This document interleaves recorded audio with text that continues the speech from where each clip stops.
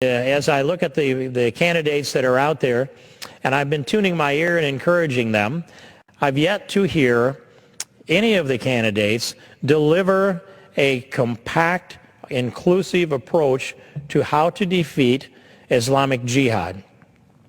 So I listen to them speak, and I like the components that I hear from them. One of them that says, we win, they lose. Well, I like that, but how are we going to do that? We need a strategy. And one of them says, if you attack us, we will kill you. Okay, well, let's kill them first. That's fine with me. They've declared war on us. And if ISIS, for example, has established a caliphate, they declare it to be a caliphate, it is a caliphate. In northern Syria and in north and western Iraq, that real estate that they control is a caliphate. And they threaten all of the rest of the region.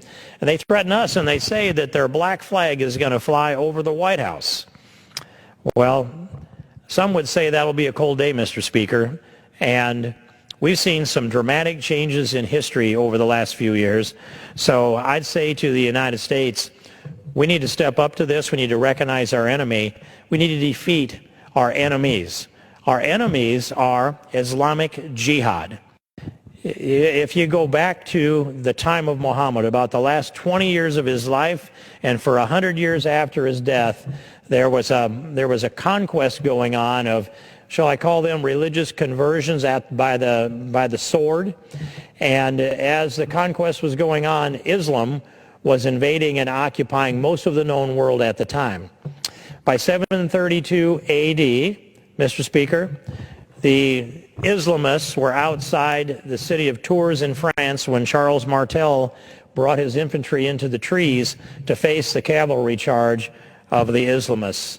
And cavalries don't operate very well in the forest, Mr. Speaker, and that's how the Charles Martel, Charles the Hammer's infantry began to defeated them there and chased them out of Tours and across the plains and left their bones scattered a long ways back towards Spain.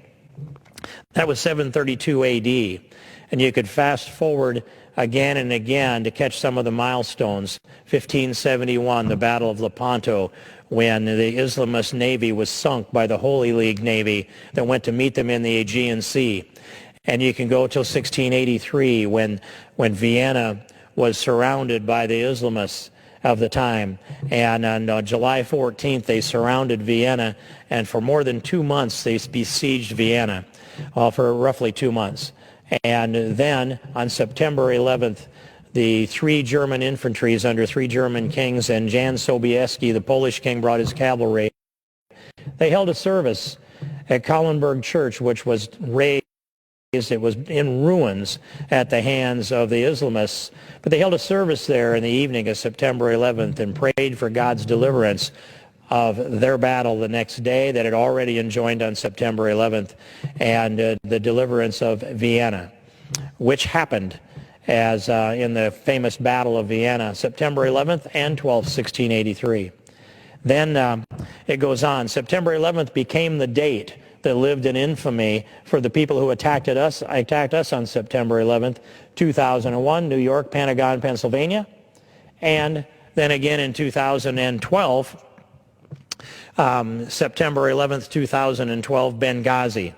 That date means something to them. It ought to mean something to us. They've been fighting Western civilization for 1,400 years. And they've been adapting themselves to the technology that's created in the Western world, creating very little themselves, but borrowing our technology, Mr. Speaker. We need to do cyber warfare, financial warfare, educational warfare against them. We need to build an alliance, a strong alliance with especially the moderate Muslim countries in the Middle East, those whom should be our allies, but for being, let's say, given the short end of the stick from our State Department and during this administration. And I'm speaking of countries like Egypt, the United Arab Emirates, for example, Jordan to a lesser degree, but they are natural allies to the United States. They're natural allies. In fact, they're allies to Israel today. And they've been attacking our Islamist enemies in that part of the world. The Egyptians allowed for planes to fly out of there to fly into Yemen, and the Emirates sent some of their air force there. You've seen the Saudis do the same thing. We can build an alliance in the Middle East with Saudi Arabia, whom I've got slightly less confidence in than I do in Egypt and in the United Arab Emirates, with Jordan, and also working in cooperation with Israel. This is just a quick list, Mr. Speaker, of a strategy to defeat the ideology of Islamic jihad. The time has come for us to do that. I want to see a presidential candidate, or 16 of them, I hope, who can articulate a vision to bring about the defeat of this enemy that has been bringing battle against Western civilization for 1,400 years, that targets the United States of America as the great Satan and the center of their efforts. That they would like to destroy all of the United States of America. There's much to be done for this Western civilization. We need to strengthen our culture. We need to believe in who we are. We need to sort the best things out of what we are and strengthen them. We need to call out the weaknesses that we have. And we need a leader whom God will use to restore the soul of America. Thank you, Mr. Speaker. I appreciate your indulgence this evening, and I yield back the balance of my time. The gentleman yields back.